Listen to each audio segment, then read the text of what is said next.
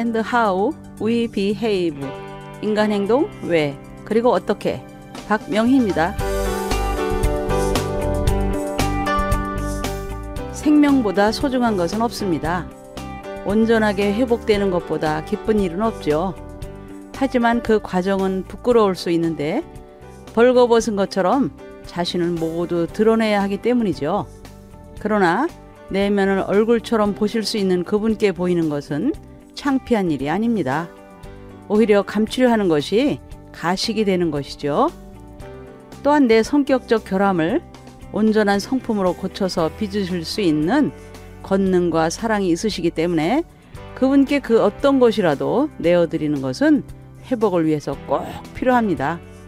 그렇다면 내어드리기 위해서 우리가 취할 태도는 어떠해야 할까요?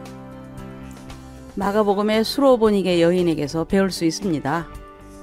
이에 더러운 귀신 들린 어린 딸을 둔 한 여자가 예수의 소문을 듣고 곧 와서 그 발 아래 엎드리니 그 여자는 헬라인이요 수로보니게 족속이라 자기 딸에게서 귀신 쫓아내 주시기를 간구하거늘. 한 여자가 급하게 찾아왔습니다. 헬라인입니다. 시리아의 베니게 지역의 이방 민족이죠. 우리가 예수님의 상을 백인으로 그리는 경향이 있는데 예수님의 인종은 중동 지역 유대인입니다.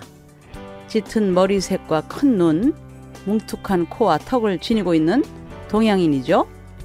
이와 대조적으로 금발에 오똑한 코를 가진 이방 여자가 급하게 찾아온 것이죠. 자기 딸이 귀신이 들렸기에 예수님이 쫓아내 주시기를 바랐습니다. 그런데 우리는 여기에서 숨어있는 긴장감을 읽어야 하겠습니다. 첫째, 이방인들을 상대하지 않는 당시의 유대인의 관습이 있습니다. 둘째, 남자와 여자의 장벽이 있습니다. 셋째, 예수님이 자신을 숨기기를 원하셨습니다. 물론 예수님은 이 모든 것을 다 넘어서는 크나큰 긍휼이 있으십니다마는 그날 그곳에서는 그렇지 않았나 봅니다.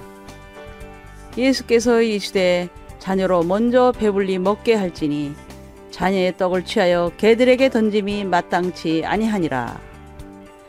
많은 해석들이 예수님의 긍휼한 성품을 강조하느라 본 의도는 그렇지 않은데 여인의 믿음을 시험하신 것이라고 합니다. 하지만 저는 있는 그대로 읽어야 한다고 생각합니다.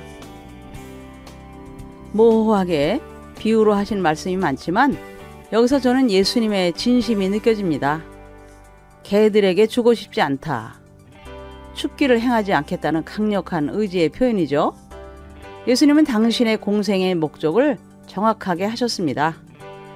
나는 이스라엘 집에 잃어버린 양 외에는 다른 데로 보내심을 받지 아니하였노라 라고 말씀한 데서도 알 수 있듯이 이스라엘 민족 밖은 예수님에게 허락된 사역의 지경이 아닌 것입니다. 요한복음 12장에도 헬라인 몇이 당신을 찾아오자 이렇게 말씀하시죠. 인자의 영광을 얻을 때가 왔도다. 유명해져서 좋다는 말씀일까요? 아니죠. 드디어 십자가를 지고 죽을 때가 왔다는 표현입니다. 당신이 십자가를 지고 부활하신 후에야 복음이 이방인들에게 전해질 것을 아셨던 것이죠. 그러나 헬라인이 자신을 찾는 것은 자신이 이 땅에서 당신의 생이 끝나는 하나의 징표였던 것입니다. 육을 입고 오신 예수님은 시간과 공간으로 제한해 있었는데 그것에 주님은 당신의 사명을 집중하고 계셨던 것이죠. 더구나 예수님은 이것을 표현하시는 데 있어 모멸감을 더하는 단어를 선택하십니다. 개. 이것은 역사 문화적 상황을 살펴도 굉장한 비하입니다. 수치심으로 얼굴이 화끈 달아오를 일이죠. 그런데도 어머니는 강합니다. 주여, 올소이다마는 상 아래 개들도 아이들이 먹던 부스러기를 먹나이다. 주여, 옳습니다. 저는 여기서 뱃속 깊은 곳에서 뭉클함을 느낍니다. 그래요, 저는 개입니다. 딸이 귀신 들릴 정도로 제대로 돌보지 못한 어미입니다. 주님, 당신만이 지금 이 아이를 회복시키실 수 있습니다. 나는 아무래도 좋습니다. 개라도 좋습니다. 당신의 말이 옳습니다. 주님 앞에서 자기를 더욱 낮추죠. 그리고 믿음으로 주님을 넘겨버립니다. 상 아래 개들도 아이들이 먹던 부스러기를 먹습니다. 부스러기가 더 좋으니 은혜를 달라는 것이죠. 부스러기 은혜. 이를 구하는 여인의 믿음의 태도. 우리는 이를 배워야 하는 것이죠. 저는 이를 업어치기 믿음이라고 부르고 싶습니다. 주님이 우리를 낮추시면 더 낮아져야 합니다. 비천에 두시면 더 비천을 찾아야 합니다. 그리고서 찬양하는 것이죠. 주님이 옳습니다 하면서 기도하는 것이죠. 부스럭이라도 좋으니 은혜를 주옵소서라고 말이죠. 만일 여인이 자신의 병 문제를 먼저 구했다면 어떻게 되었을까요? 성경에 없으니 상상으로 채울 수 있겠죠? 저는 이렇게까지 간절하지는 않았을 거라고 생각해 봅니다. 자신의 딸이 귀신에 들렸기 때문에 그토록 절박하게 자아를 비우지 않았을까요? 어머니의 놀라운 사랑이죠. 예수께서 이르시되 이 말을 하였으니 돌아가라. 귀신이 네 딸에게서 나가느니라 하시매 여자가 집에 돌아가 본즉 아이가 침상에 누웠고 귀신이 나갔더라. 예수님께서도 여인의 말에 놀라셨던 모양입니다. 이 말을 하였으니 곧 그런 답변을 하다니 라고 감탄하셨던 것이죠. 같은 장면을 마태복음은 좀 더 부드럽게 묘사하며 표현합니다. 여자야 내 믿음이 크도다. 하지만 저는 마가복음의 긴장감이 더 좋습니다.